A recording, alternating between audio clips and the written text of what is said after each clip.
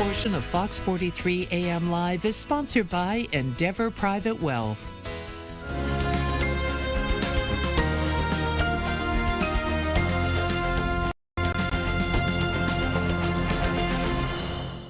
We're here with Brady Franklin, a partner with Endeavor Private Wealth, for this week's segment on investing and wealth management. Brady, you and your colleague Chris McGee have spoken about the importance of financial literacy, the ability to acquire and use the appropriate knowledge and skills to make sound and prudent financial decisions.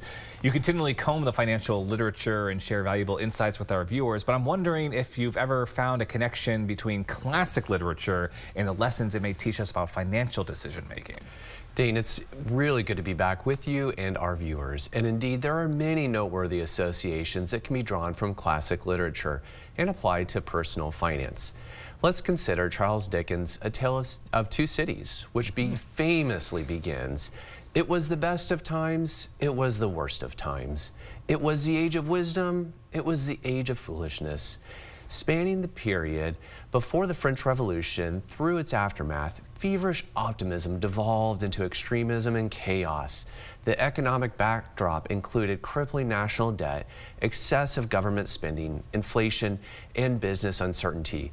Conditions worsened before improving, but eventually economic reforms led to more responsible fiscal policy, tax reform, and agricultural and trade growth.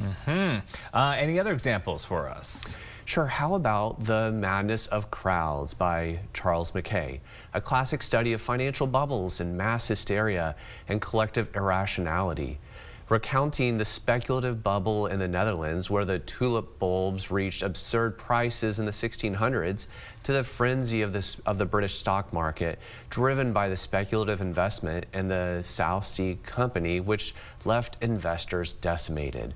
Mackay argues that group pressure can overwhelm an individual's self-control and lead them to follow the crowd down treacherous financial paths. And Brady, I think we have time for one more. Great, then how about one more of Charles Dickens' novels, Great Expectations? It's a tale about the life of a young orphan who rises from poverty to wealth, but finds that money doesn't entitle one to happiness and fulfillment. What real value is social status when owning lots of things if one never realizes their purpose in life and the intrinsic value of meaningful human connections.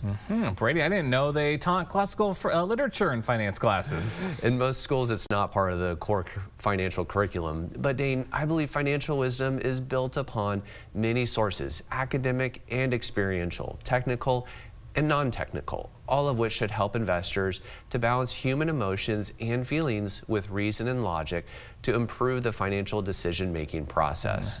Any final thoughts you'd like to share with our viewers? Classic literature can provide insights into financial behavior, so ask your librarian what they recommend, or better yet, ask your trusted financial professional to recommend some best reads for you. Wonderful. Well, as always, Brady, thank you for your unique perspective on investing and wealth management. And everyone, to learn more about Endeavor Private Wealth, visit EndeavorPW.com.